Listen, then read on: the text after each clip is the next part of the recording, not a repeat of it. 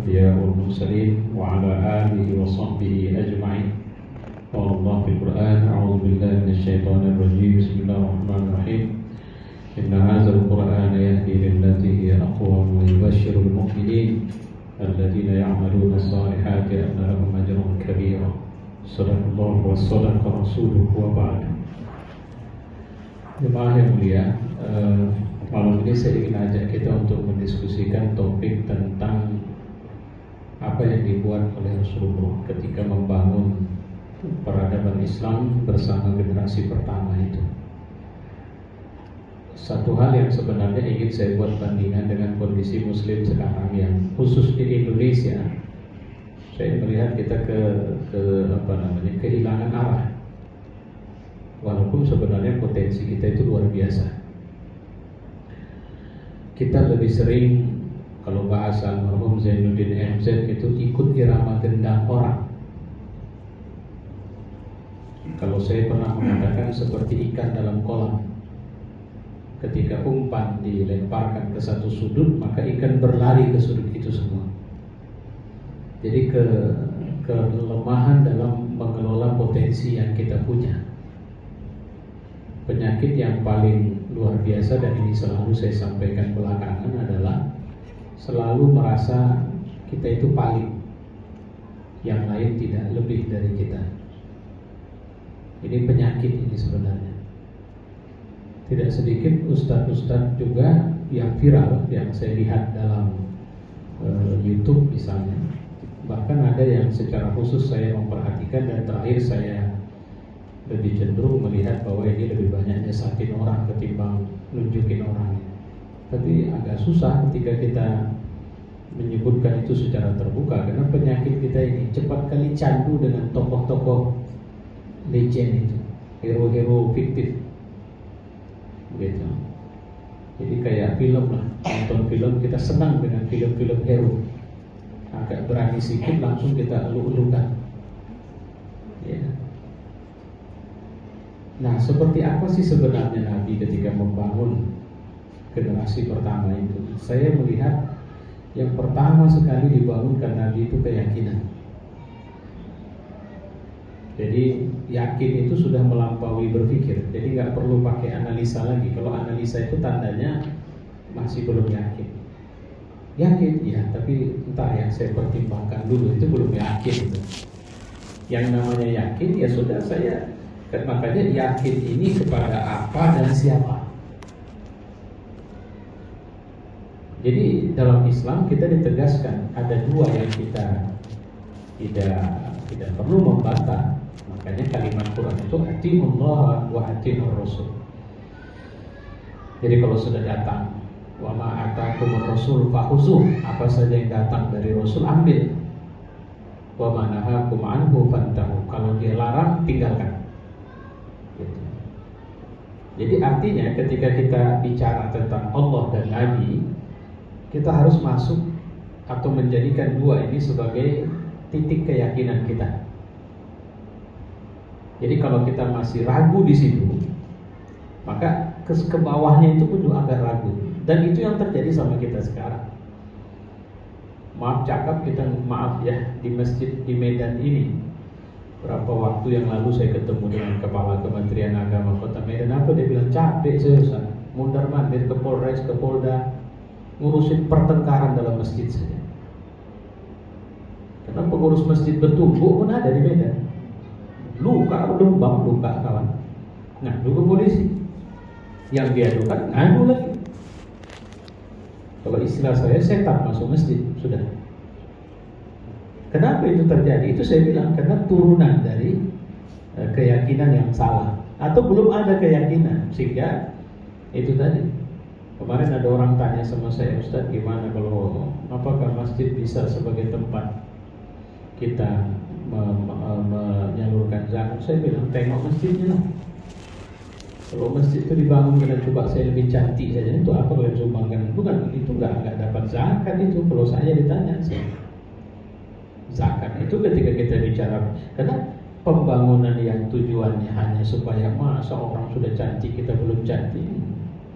Kalau bapak sudah pernah ke Masjid Jogokarian di Jogja, nggak ada cantiknya itu. Saya masuk sampai kamar mandinya pun saya tengok, masuk saya ke dalam. Masih lebih cantik dari kamar mandi kita. Kalau bicara cantik, seni arsitekturnya masih lebih bagus lagi, walaupun dia lebih luas lah. Jalan per pinggir jalan yang cuma 3 meter nih jalannya itu, jalan kampung itu. Tempat abdi dalam dulu, tapi fenomenal. Kenapa? Konten masjidnya, produk masjidnya hidup, konsisten. Jadi bukan wah hebat masjid itu, kenapa? Ini sistem ininya, ambil wudunya indah, modern. Enggak di situ rahasia itu. Jadi Nabi membangunkan orang yakin yang ternyata titik keyakinannya terbukti pada titik terendah seperti Bilal bin Rabah. Artinya disiksa habis-habisan, dia enggak berubah. Ditawari harta dunia dia enggak mau, karena dia sudah yakin sama Allah. Nah itu dia. Dan ini yang terjadi pada Nabi Ibrahim. Apakah dia seperti Yesus dalam tanda petik? Karena dalam keyakinan kita itu bukan Al-Masih, Isa Al-Masih, bukan. Yang ketika disalib teriak-teriak, La ilaha illallah lama sababtani, Tuhan, kenapa kau tinggalkan aku? Ibrahim ketika masuk dilemparkan ke dalam api, dikatakan kalimat yang dia ucapkan selama dalam api, Hasbiyallah wa ni'mal wakil. Cukuplah Allah sebagai penolong bagi, sudah tak perlu aku sampai yang lain. Ini bab yakin. Yakin itu sudah irrasional kalau bahasa ini, atau lebih enaknya lagi suprarasional, sudah mengatasi rasio kita. Apa yang terjadi setelah Ibrahim yakin? Maka berlakulah sesuatu di mana kita berinteraksi langsung dengan pemilik sunnatullah. Api panas, api membakar, api membunuh. Yang terjadi, yang buat api Allah, yang membuat api membakar Allah, yang membuat api menghanguskan Allah, membuat api membunuh Allah. Apa sulitnya bagi Allah membuat api tidak terbakar atau membakar? Dan itu diabadikan Allah dengan kalimat ya naru kuni bardan wa salaman ala Ibrahim. Apa itu? Itu statement mengingatkan kita, aku yang buat semua ini dan urusanku kalau mau berubah. Dan itu hanya bisa berlaku bagi orang yang yakin. Atau seperti Nabi Musa, di mana logikanya? Lautan, kalau sungai, paling sungai kita 1, 2, 3, 4, 5 meter. Laut berkilo-kilometer, itu belah jadi jalan. Itu logikanya ketemu di mana? Gak dapat, itu suprarasional. Hanya terjadi untuk mereka yang yakin. Dan terbukti, wujud ada diabadikan dalam Quran. Quran itu kita petunjuk, pedoman, sukses, bahagia. Jadi bukan cuma sekedar kisah itu, enggak. Allah mau bilang itu Musa aku buat tuh. Laut berubah jadi jalan, aku tunjukin. Itu Ibrahim gak kebakar itu loh. Jadi ini kita petunjuk, artinya kalian harus yakin sama aku dan aku bisa buat apa yang menurut kalian tidak bisa. Itu yang ditanamkan. Atau seperti Nabi Muhammad yang ketika Abu Bakar sudah gemetar habis, ya Rasul, cuma ada ini ceritanya. Apa kata Rasulullah? Takhaf innallaha ma'ana. Tidak logis, sudah kejebak dalam satu titik. Sampai Abu Bakar bilang jongkok mereka tamat kita ya Rasul. Tapi apa kata Nabi? La takhaf, jangan kau cemas. Allah sama kita. Au la tahzan kalau bahasa Quran. Jangan kau cemas, jangan kau galau. Allah sama kita. Jadi yakin inilah yang diproklamasikan dalam bentuk statement syahadatain. Asyhadu an la ilaha illallah. Aku bersaksi bahwa Tuhan itu mengurus urusanku. Allah itu yang ngurus semua hidupku. Allah yang melindungi, Allah yang merawat, Allah yang aku sembah. Tidak ada yang lain. Karena kalau kita sudut penyembahan atau objek penyembahan kita atau titik sembahan kita bergeser dari Allah, kita akan kesasar. Dan mohon maaf, tidak sedikit kita yang terjebak di situ. Dan itu yang ditanamkan nanti. Sehingga bagi Sumayyah ketika disuruh untuk nggak apa-apa ucap aja kalimat yang disuruh mereka, apa kata Sumayyah? Pantang bagi lidah yang sudah mengucapkan tidak ada Tuhan kecuali Allah ini untuk kemudian mengucapkan kalimat yang membenarkan kekufuran mereka. Sorry, resikonya mati. Tapi kematian bagi orang yang yakin bukan sesuatu yang menakutkan. Kenapa tidak menakutkan? Karena dia tahu di balik kematian itu ada Tuhan yang menunggunya. Dan dia bisa ketemu dengan Allah. Inna lillahi wa inna ilaihi raji'un. Makanya mereka 100% manusia yang yakin kepada Allah. Dari 100% keyakinan inilah yang baru bisa muncul ikhlas. Sorry, ikhlas itu bukan 1 juta kali mulut kita bilang kita ikhlas, belum tentu kita ikhlas. 1 juta kali kita bilang kita dai, sorry, belum tentu Anda seorang dai. Kenapa? Karena harus dimulai dari dimensi keyakinan. Kedua, Nabi membangunkan wujud dari sebuah cita-cita. Jadi bukan sekedar cita-cita. Kalau saya sering mengatakan begini, kalau bapak punya anak, cita-citanya jadi dokter, bapak tanya, dokter apa nih? Kau mau kuliah sampai berapa lama? Dalam bidang apa? Ambil spesialis di mana? Di fakultas universitas mana? Dalam negeri, luar negeri. Kalau nanti kau berhasil, kau buka klinik di mana? Atau kau buka rumah sakit atau tidak? Kalau kau mau bekerja di rumah sakit mana? Prestasi apa yang akan kau buat nanti ketika kau jadi dokter? Itu yang saya bilang, mendetailkan cita-cita itu dideskripsikan. Dan Nabi berhasil mendeskripsikan itu kepada para sahabat. Kalau kau Islam, kau akan begini nanti yang kau dapat. Apa itu? Surga. Diceritakan surga itu sampai gelas surga diceritakan, air surga, pasir surga diceritakan. Dan diingatkan bahwa dunia ini bukan tempatmu mencari segala-galanya. Karena dunia ini adalah lahan kerjamu, ini ruang kerjamu, ruang ibadahmu. Sehingga apapun yang kau dapat seharusnya itu kau kelola untuk menunjukkan bahwa kau tunduk kepada Rabbmu dan kau lakukan untuk mendapatkan kebaikan. Apa yang kudeskripsikan ini, yaitu surga. Itulah makanya sebenarnya orang hebat dalam Islam itu bukan orang yang paling banyak tahajudnya. Orang hebat dalam Islam itu adalah orang yang paling bisa dirasakan pengaruh baiknya di tengah orang banyak. Kalau bahasa hadis, khairun nas anfa'uhum linnas. Maka umat Islam ini sangat ahistoris ketika dialamatkan kepada umat yang keras radikal. Kenapa? Karena dalam Islam itu teologi, kalau saya pakai istilah ini, memberi itu sampai kalau kau tidak punya duit sekalipun, senyumlah kepada orang, karena itu juga sedekah. Kenapa Nabi suruh senyum? Karena dalam hal yang sekecil apapun, kau harus bisa menyenangkan orang banyak. Coba bayangkan, kalau begitu orang miskin pun masih bisa menyenangkan orang banyak dengan senyumnya. Dan ini, jadi artinya umat ini dibangun untuk menjadi umat yang merebut apa yang sudah digambarkan Nabi. Ketiga, mereka fokus. Nah, ini yang tidak terjadi sama kita. Kita ini ribut Adi Armando, buang ke situ. Ribut kalau saya singkat Desi, siapa? Denny Siregar, buang ke situ. Ribut, pokoknya apa mereka lempar umpan kita makan, lempar umpan kita makan. Kita lupa kita mau ngapain sebenarnya. Kerja kita apa sebenarnya?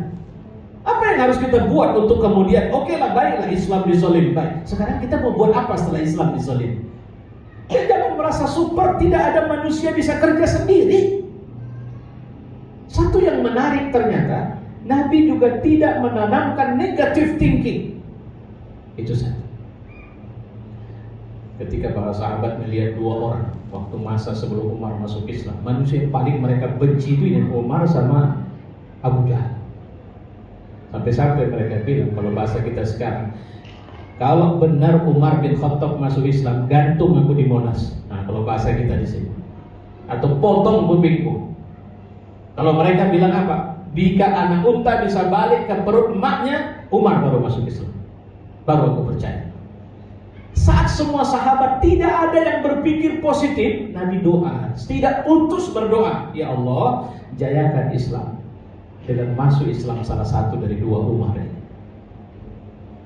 Mirip kalau sekarang kita berdoanya begini, ya Allah, jayakanlah Islam di Indonesia dengan masuk Islamnya Luhut Binsar Panjaitan.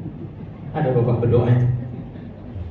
Kan nggak kebayang itu, nggak logis rasanya. Tapi ini orang-orang yang punya cita-cita melampaui pikiran orang banyak. Nabi Muhammad SAW. Dan doa itu dikabulkan Allah. Kalau kita apa? Kita bayang, ya Allah, kalau naik pesawat dia kalau bisa buatlah mesinnya mati supaya jatuh pesawatnya, supaya mati dia, ya Allah. Ya Allah, pendekkan umur. Itulah doa kita.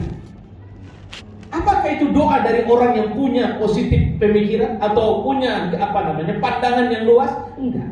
Itu doa orang yang sebenarnya mudah menyerah, cepat berlindung. tidak mau mengoptimalkan potensi yang dia punya. Ini seperti Abdullah bin Rawaha ketika perang Tabuk, umat Islam kan cuma 3.000. Tahu berapa yang dihadapi? 200.000. Maaf, bukan perang Tabuk, perang Mu'tah. Apa yang terjadi? Abdullah bin Rawaha bilang ketika semua para sahabat bilang, kita lapor sama Nabi, enggak usah. Bukankah ketika kalian keluar dari Madinah, yang kalian cari adalah ini kematian syahid di jalan Allah? Dan sekarang ketika itu terbentang di depan mata kalian, kenapa kalian jadi takut? Ayo maju. Rasulullah melepas kita, pasti Rasul sudah tahu itu. Bismillah. Kita keluar dari rumah kita sudah mewakafkan diri kita untuk mati di jalan Allah. Nah, ambil itu, ini peluangnya. Kalau kita sekarang, udah ampun lagi, udah selesai kita Pak, tak bisa lagi, habis lagi. Tak ada lagi, macam mana lagi? Kita lupa bahwa ingat dulu Ikrimah habis-habisan nyerang Islam, belakangan dia masuk Islam. Umar bin Khattab nyerang Islam, belakangan masuk Islam. Khalid bin Walid nyerang Islam, ikut 2 perang. Perang Uhud dia ikut, perang Badar dia ikut. Tapi kemudian dia ikut dalam pertarungan, akhirnya dia menerima Islam dan jadi pahlawan Islam. Kalau kita kan tidak. Kalau nengok orang Muslim yang kurang ajar, mati memang 7 turunan lagi kayaknya hancurnya ini. Jadi pandangan kita dangkal, tidak berpikir orang besar. Kita tidak pernah mengelola perbedaan menjadi kekuatan, tapi lebih sering mengatakan perbedaan adalah sebab-sebab perpecahan itu. Nah jemaah yang mulia, saya pikir ini catatan. Yakin, mendeskripsikan cita-cita dengan jelas, fokus, kemudian yang tak bisa saya uraikan lebih panjang, apa itu? Gigih, ulet, sungguh-sungguh, dan tidak ada satu potensi muslim yang kita anggap sebagai musuh, kecuali ada perlakuan khusus untuk orang munafik sama orang-orang fasik. Itu saja. Wallahu a'lam bishawab. Semoga Allah meridhai kita semua. Semoga Allah menjadikan kita seluruh jamaah masjid orang-orang yang Allah beri keberkahan. Dan bagi yang memulai untuk iktikaf malam ini, semoga bisa mendapatkan ridho, berkah dan kemudahan dari Allah. Assalamualaikum warahmatullahi wabarakatuh.